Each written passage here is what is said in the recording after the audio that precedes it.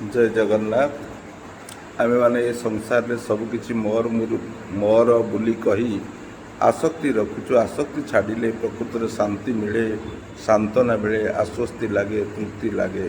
एथिपाई जड़े प्राचीन कवि भक्तचरण दास कही एई तो जगत मायारे मरुत, माया की मनम हन, मर मर बोली मु मरुछि, मर नुहे जीवन।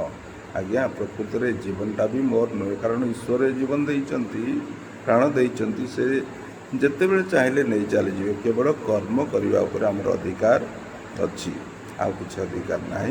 तेणु आम जी आमको गुण देइचंती भगवान, से अनुसार आम भल कर्म करिजिबा संसार मंगल पाई। धन्यवाद। भल लगी लाइक करिए, शेयर करिए, कमेंट करिए, फॉलो करिए। जय जगन्नाथ। समस्त को आउ थे नमस्कार।